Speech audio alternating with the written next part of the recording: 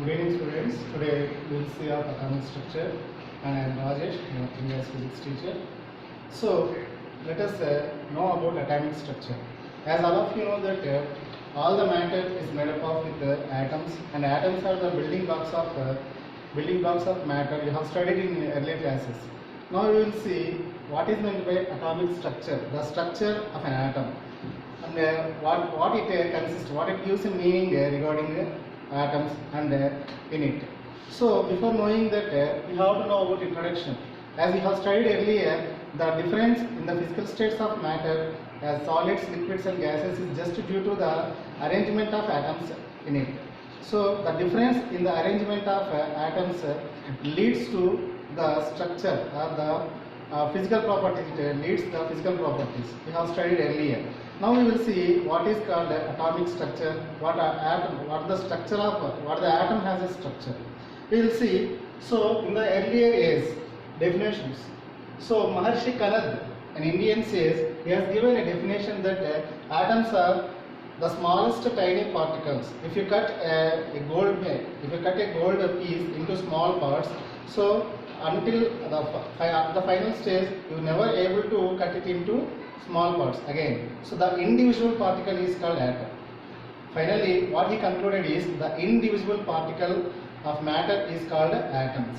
And Dalton told of small individual particles, atoms are, and atoms of same elements are alike in all respects. Means atoms of an element, atoms of same element will have same physical properties and same chemical properties.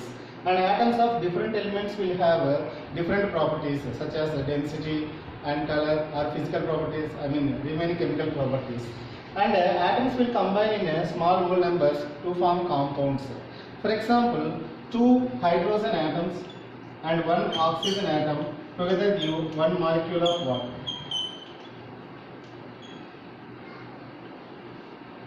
In the same manner, 2 oxygen atoms will give 1 oxygen molecule, and 3 oxygen molecules will give 1 ozone molecule. So different atoms giving 1 molecule and similar atoms also giving 1 molecule. So we have an idea that all the substances are made up of with the atoms itself, and atoms are combining in different ratios to give different substances. Now we will see our atomic structure. To know atomic structure clearly, we have to came across with the atomic models. Different scientists worked on to know about the structure of an atom. They have performed many experiments and they concluded with some models they have given. Among them, few are very important. The first model was given by J.J. Thomson. And the next one, Rutherford model. And the next was given by Niels Bohr, Sommerfeld. So these scientists are the important ones. They have contributed their knowledge to understand the structure of an atom. So first of all, J.J. Thomson has given an idea that watermelon cutaway model.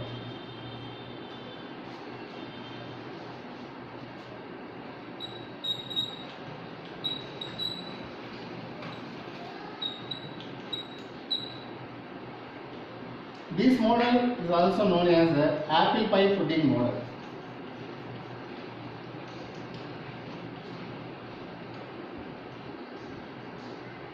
Before knowing about the atomic models, we have to know about what is meant by an atomic model.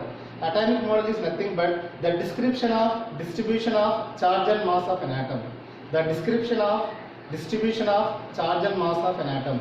Description in general words is called an explanation. Distribution means arrangement. So the subatomic particles proton, neutron, electron. How the proton, neutron and electron are arranged inside the atom, that will be given by atomic model. An atomic model explains about the arrangement of subatomic particles inside the atom. How the protons, how the neutrons and how the electrons are arranged inside the atom. We will know about from the atomic models. The first model was given by J.J. Thomson. His model was named as watermelon model, watermelon cutaway model. He has performed some experiments and he concluded that an atom, the atom consists of positive charge and negative charge. The positive charge is equally distributed around the atom like the flesh inside the watermelon, and the negative charged particles are embedded like seeds inside the atom, like inside the watermelon. That's why it is named as a watermelon cutaway model. If you cut a watermelon into halfway, you can see that the red flesh consists of positive charge, and the seeds or the black seeds consist negative charged particles. These are all named as electrons. So from his idea, from his experiments, he concluded that inside the atom there are two charges are there. The positive charge particles, or the positive charge is equally distributed around the atom, and negative charged particles are embedded inside the atom like seeds in the watermelon, like he concluded. But he failed to explain that if positive charge and negative charge combines together, there is no existence to atom. And atoms never exist if both the different charged particles will combine together. So he failed to explain about the concept.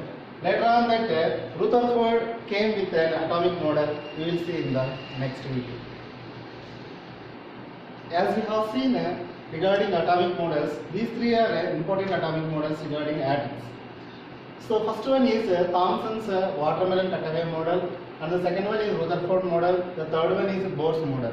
So one by one these are advanced versions. So whenever you are observing, as you have seen already, J.J. Thomson's watermelon cutaway model. So from this model we concluded that so the atom is alike to watermelon. If you cut a watermelon into halfway, the red flesh indicates the positive charge, and the negative charged particles is nothing but electrons. He has explained in this. But positive charge and negative charge never exist. So he failed to explain that if positive charge and negative charge combines, there is no existence to an atom. And next, coming to Rutherford's atomic model. An atomic model gives an. So Rutherford has done an experiment that is alpha ray scattering experiment. So Rutherford model also called nuclear model, planetary model. So in 1911, Rutherford done an experiment, alpha ray scattering experiment. From this experiment, he has concluded that the positive charge inside the atom is not combined with negative charged particles. The positive charge inside the atom is located at the center of the atom. This is called nucleus. He named the positive charge as nucleus. That's why it is called a nuclear model. He was the person who introduced the word as nucleus for positive charge. So he concluded that after doing his alpha ray scattering experiment, he has showed the experiment like this. He has concluded like this. So he has taken a radioactive substance into a lead container, and he arranged zinc sulfide screens. So in the path, he just kept a small slit to allow the rays, alpha rays, to pass through it. So he observed that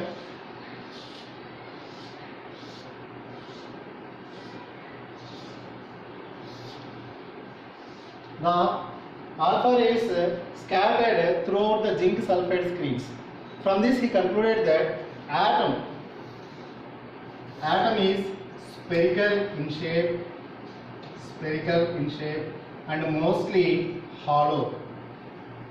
Hollow means empty space. The mass of the atom is just due to the positive charge, and he named it as a nucleus.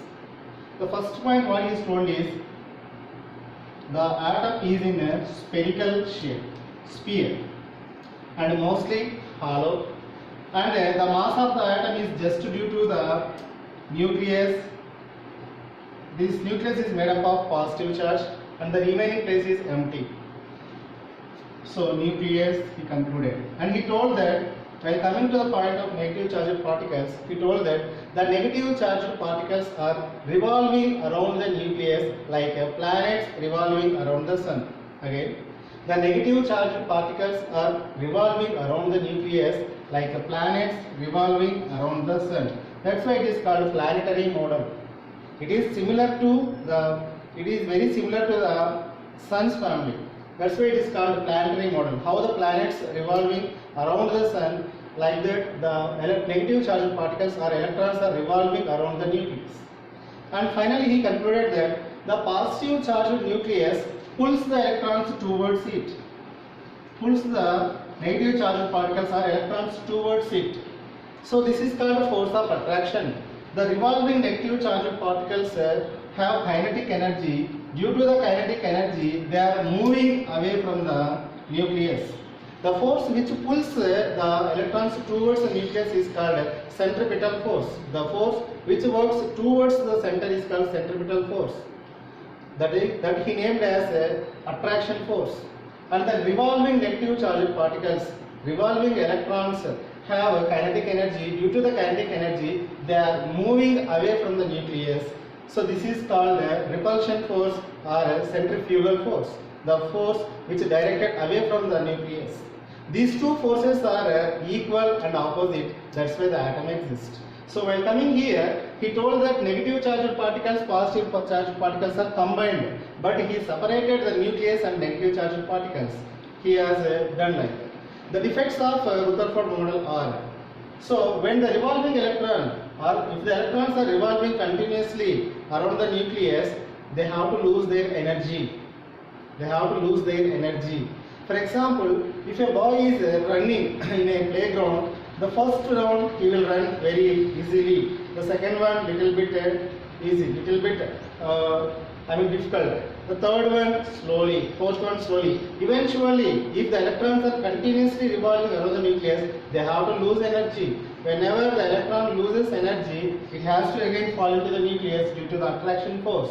So Rutherford failed to explain that if the electrons are revolving around the nucleus, so the electrons has to fall into the nucleus. So he failed to explain that one. After that, in 1915, Niels Bohr came with a concept of stationary orbits.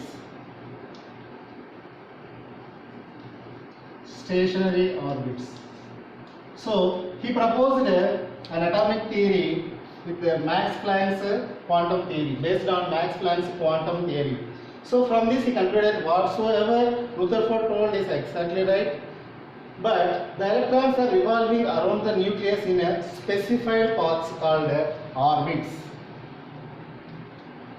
If the electrons are revolving in the specified path, they never lose their energy. That's why these are called stationary orbits. Their energy is stationary unless the electrons are revolving around the nucleus in the fixed path. Electrons are revolving around the nucleus in fixed paths. These fixed paths are called orbits. Whenever the electron revolving in the fixed path or fixed orbit, they never lose their energy. That's why these are called stationary orbits. That's why electron never loses its energy. He explained in that way. So he concluded that electrons are revolving around the nucleus in stationary orbits, and he named the orbits as K, L, M, N and so on. He has started the first orbit with the K letter because his teacher's name is Johannes Kepler. So to honor his teacher, he has taken the first letter from his teacher's name Kepler, K, and he named it as K. And he has given the values for nth value for 1 for K shell, n value for 2 for L shell, and n value 3 for N shell. And he told that the electrons, if electron moves from higher orbit to lower orbit, higher orbit means he has given the value as energy 1, energy 2, energy 3. If an electrons move from high energy to low energy, for example E3 to E2 or E2 to E1, it never loses energy. whenever electron moves from lower orbit to higher orbit, so E1 to E2, lower energy orbit E1 to higher energy orbit, it absorbs some energy. So absorbs energy. So that he explained that E2 minus E1, the energy gap between the orbits has given E2 minus E1 is equal to h nu.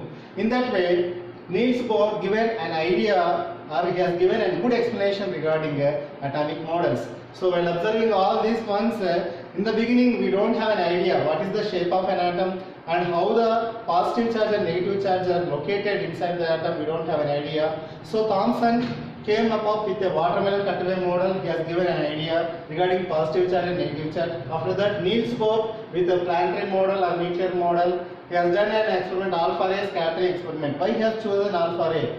Alpha rays only because alpha rays has a positive charge. So whenever he applied the alpha rays in a gold foil,